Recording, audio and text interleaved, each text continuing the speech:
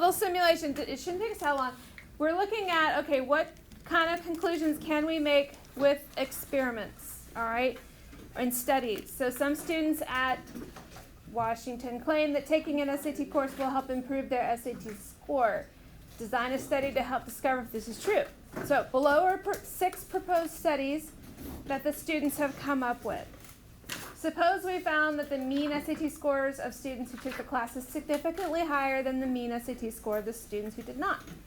What conclusion can we make, and can we generalize, and can we determine causation? So that is ultimately what we're going after today. That's not what I wanted. Conclusions and what kind of generalizations can we make, all right? So here are the conclusions, A through F, of the 6 studies in the box below. You and your table are going to do a little matching game and choose the correct conclusion to go with the study. It's all about how is the study designed. All right? Do your best. I'm not grading it. Do your best. Think through what we've talked about and what conclusions can be drawn based on what you know. All right? I'll give you like a few minutes. You know what we're doing? We're just putting A through F in this choice column over here.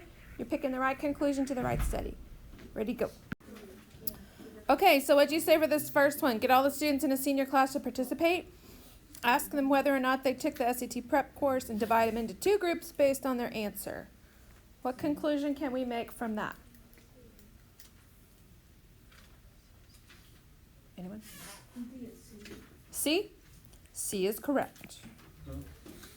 C is correct. If you get it wrong, it's okay. Just fix it, and we'll talk about why here in a sec, okay? Second, select a random sample of seniors from your school to participate in a study. Ask them whether or not they took an SAT prep course and divide them into 2 groups based on their answer to the question. E, did you get E?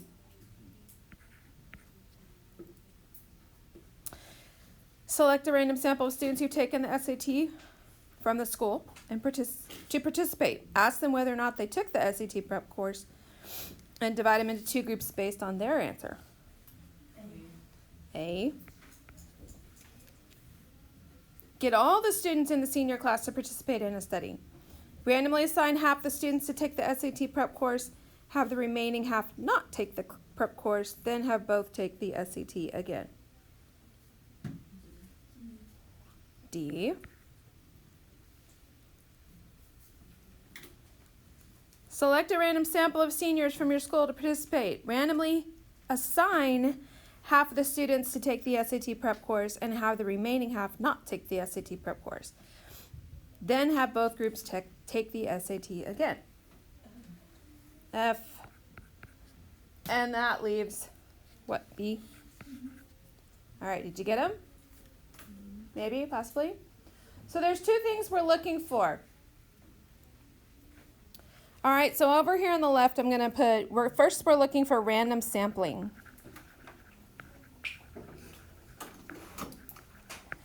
Random sampling. Did we have random sampling in this first study? Did they do a random sample? No. Second one. Yes, it says select a random sample, doesn't it? So I can say yes. Third. Yes, it's stated there. Select a random sample. So this is a yes. Oops. Fourth. It says randomly assigned. That's not a sample, right?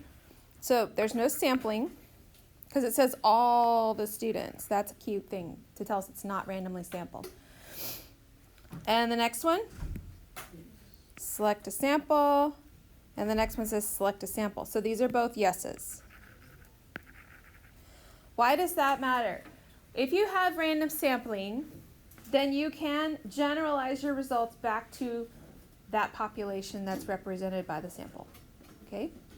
Has nothing to do with causation. It just tells you who the conclusion will apply to, whatever the conclusion is. Now, over here, let's talk random assignment. RA, I'm going to just abbreviate RA.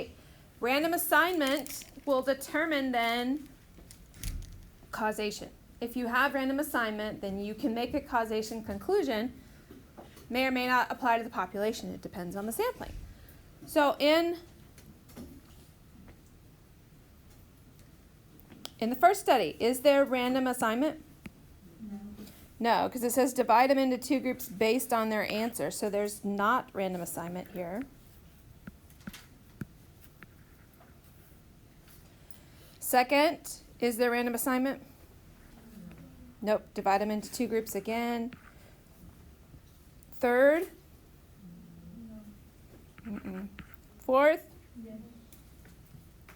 Yes, it says randomly assigned, so we can say yes. Fifth? Yes. Sixth? Yes, it's in there. Okay, so random assignment will then tell us causation if you've done random assignment. Okay, so those are the 2 things you're looking for when you read a study. Random sampling, random assignment, they do affect what conclusions can be made and who it applies to. So let's summarize that.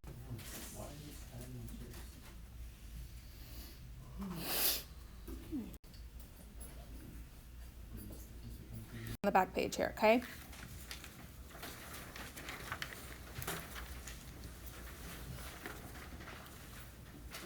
Remember the big idea here. We have this population we want to know something about, but we don't want to have to survey every single person, so we take a sample, right? And we want it to be a good sample, a random sample. Let's scooch that in.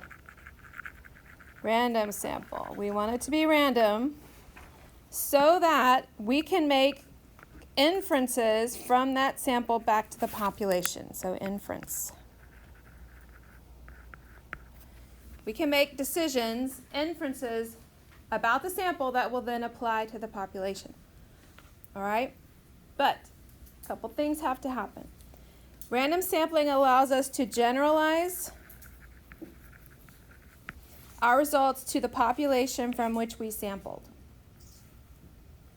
So if we sampled from the entire student body, our results would apply to the entire student body. But if we only sampled from seniors, it would only apply to seniors, right?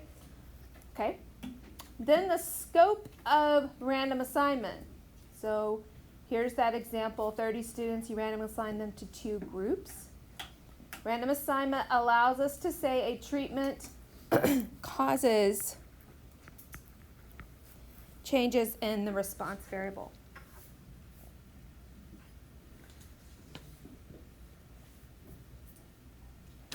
Okay. And why do we do random assignment? Do you remember what the justification is?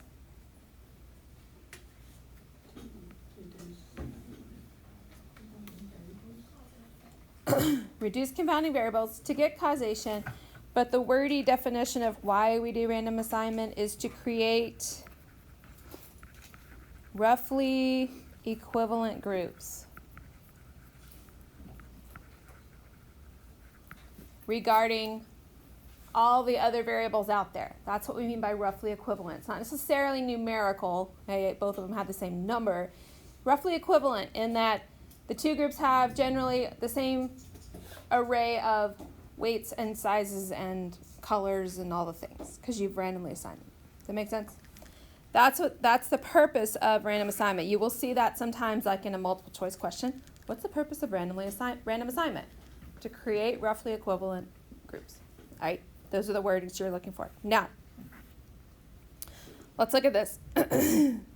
On this, in your box up here, you have this little table, okay? So it's putting the random assignment versus the sampling in a table for you. If you have random assignment and random selection, then the inference is about the population, and you can conclude cause and effect. You with me? That's kind of what we were doing on the front page. You just didn't know it. Okie doke. So let's try one of these. Zach works at the Verizon store and wonders if iPhones will last longer if the screen brightness is set to low. He selects a random sample of 20 brand new iPhones from the store, randomly splits them into 2 groups of 10. For the first group of 10 iPhones, he sets the screen brightness to low, then starts a movie. For the second group of 10 iPhones, he sets the screen brightness to high, then starts the movie. For each iPhone, he measures the amount of time until the battery is all the way dead. He finds the low brightness iPhones lasted longer on average than the high brightness. Was this observational or an experiment, and why? An experiment. How do you know? Because he intentionally random sample and did it an actual experiment on it. He actually intentionally applied a treatment of some kind, right? In this case, it was the brightness, right? Okay, so this is an experiment.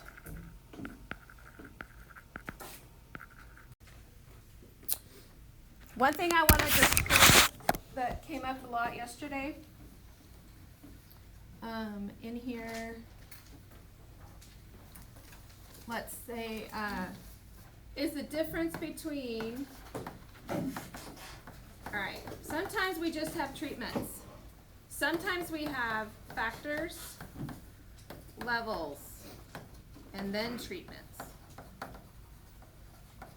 Okay? Sometimes you have all three. So a treatment in general is just the variable being tested. All right?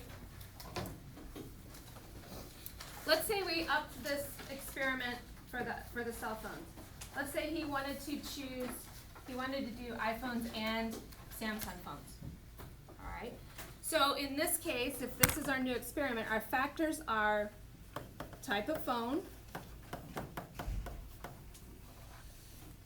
and brightness setting.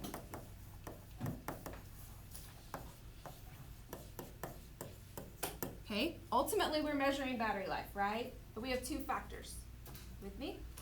The levels, okay, the levels are like, okay, what are my options with type of phone? I have iPhone and I have Samsung. So I have 2 levels for phone and I have 2 levels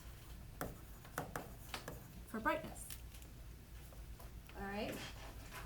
So then you get to treatments. Treatments is like all the possible combinations. So I would say iPhone/low, iPhone/high, Samsung low, Samsung high. Make sense? Some experiments are really, really basic and only have one variable. You don't have to worry about it. But some of them like to test more than one variable, right? That's when you get into this vocab right here. So you won't see it every time, but sometimes you do. And there is at least one out there you do. Okie doke? Does that help a little bit? Okay. So your goal with the rest of the period, you've got, 21 minutes to finish up the experiments you did not get to. Keep in mind you need to finish the practice outside of class, 4243, because tomorrow is said quiz on 4243. All right, come prepared. If you need to help, come after school. I will be here. Don't wait till you fail a quiz to freak out. Get the help before. Not that anyone's going to fail. You're getting better at this. You just don't know it. The more you soak on this, it's going to sink in. It's going to be fine. All right? So, back at it.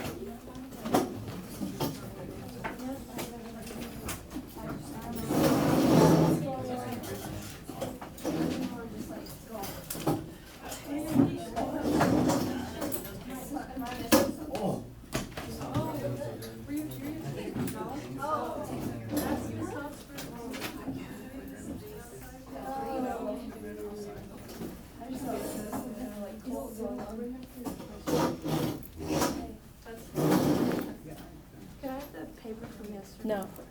Oh, okay. It's right there. Anyone else have any? No, bro. Rick. We're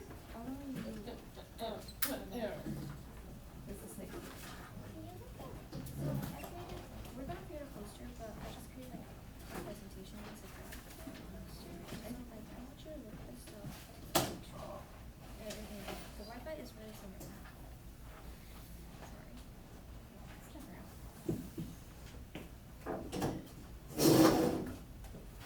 So this is like our introduction. I don't know if I'm making. Okay, and then Then I would be grading it. I'm not going to grade it right a now. data collection is like with the population Yeah. and question how we did it. Sure. This is our raw data. Okay. Perfect.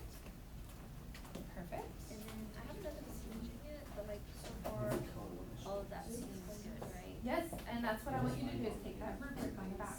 Okay. You action checklist. Okay. As long as you have all the elements, you're gonna make 100. Okay. All right, so don't overthink it. It's all there. We're gonna try to make our poster board a bear. I'm gonna make mine a megaphone. It's gonna be That's hard. cute. That would be awesome. I would love that. I'm at the phone. It's going to be amazing. Oops. That. I can taste that stupid coffee with this stuff. He doesn't like coffee, so he bought coffee. Dude, I think we've had this conversation. You didn't like chai tea either, right? Chai tea is disgusting. That was a bad choice also. So maybe stop buying stuff at said stores. Like Well, that sell chai tea. I didn't buy chai tea. I bought a cookie butter Can latte. you try like authentic chai? No, Racist. no, no. Bro. Uh,